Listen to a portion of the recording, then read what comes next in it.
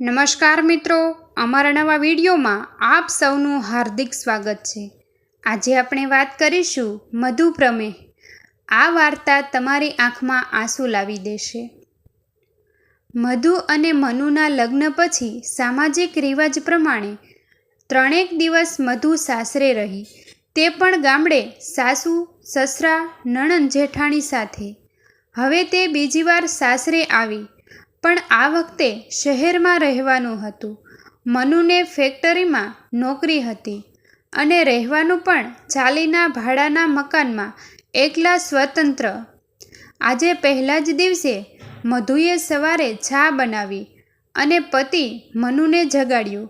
મનુએ ચા પીને કહ્યું, મને થોડી વધારે ગળી ચા ભાવે, 2 હોઠ છોટે એવી। અને મધુએ સ્મિત સાથે કહ્યું, હવે એવી જ બનશે, મધુર। અને ત્યારથી મધુ મનુને મધુર સંબોધનથી જ બોલાવતી અને વગર એફિડેવિટે મનુનું નામ મધુર થઈ ગયું।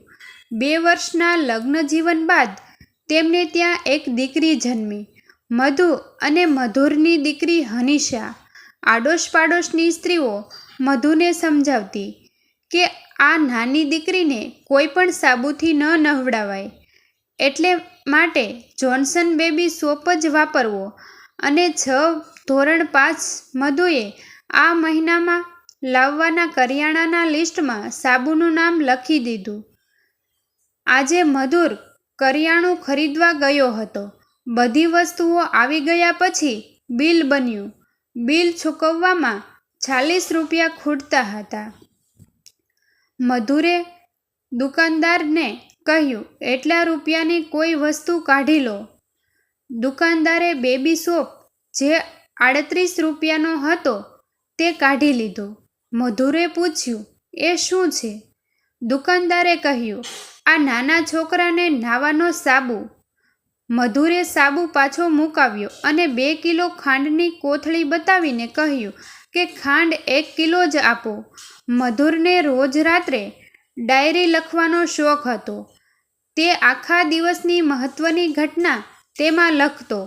બીજા દિવસે મધુને કહ્યું, હવે મારા માટે ચા મોળી બનાવજે, મને ડૉક્ટરે ડાયાબિટીસ થવાની શક્યતાથી ખાંડનો ઓછો ઉપયોગ કરવા જણાવ્યું છે।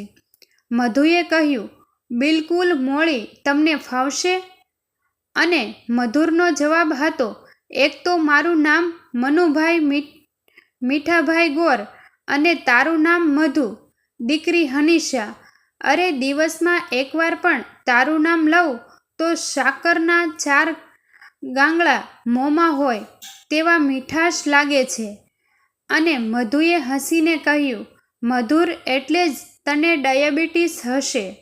હનિશા હવે પહેલા ધોરણમાં ભણતી હતી। એકવાર મધુરે તેને પૂછ્યું, તું મોટી થઈને શું બનીશ? અને કાલી ઘેલી ભાષામાં તેણે કહ્યું, ડૉક્ટર। હવે પતિ પત્નીએ હનિશાને ડૉક્ટર બનાવવા બીજું સંતાન ન લાવવાનું નક્કી કર્યું। પોતાની તમામ મહેનત એની પાછળ લગાવી। આજે 25 વર્ષની હનિશા હાથમાં ડૉક્ટરની ડિગ્રી સાથે ઘરમાં પ્રવેશે છે। ડૉક્ટર હનિશા મધુર ગોર, મધુ અને મનુની દીકરી। પપ્પા, મને એક મોટી હોસ્પિટલમાં જોબ મળી ગઈ છે, કાલે હાજર થઈશ।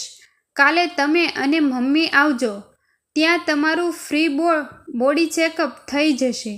દીકરીની હોસ્પિટલ અને કેબિન જોવા જ પતિ પત્ની પહોંચ્યા। કેબિન બહાર બોર્ડ હતું, ડૉક્ટર હનિશા મધુર ગોર।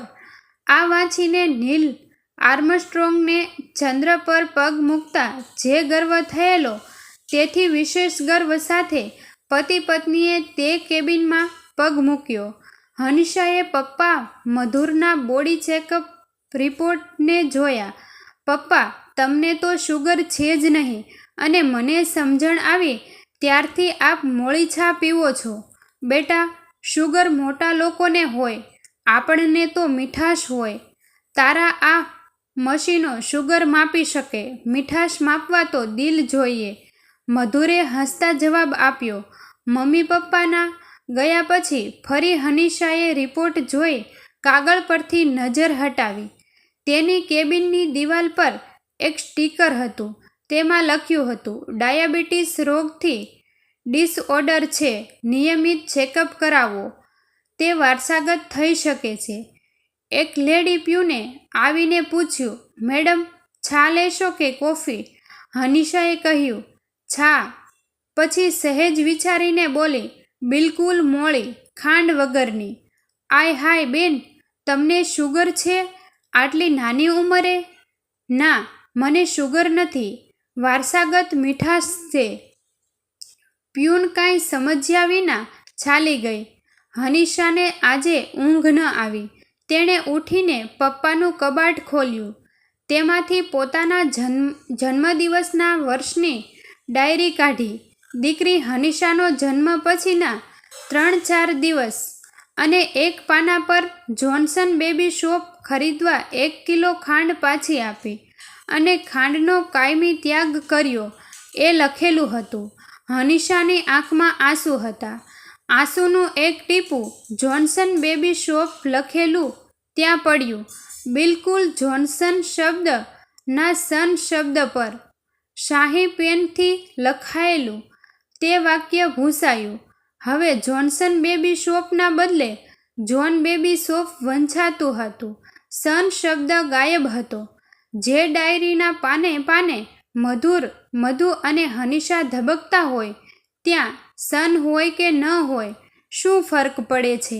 દીકરી તો દરિયો કહેવાય અને આજે જમાઈ સન કહેવાય.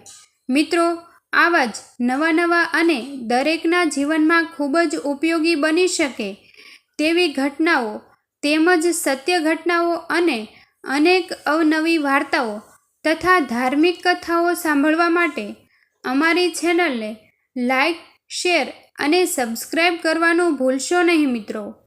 થેન્ક યુ મિત્રો.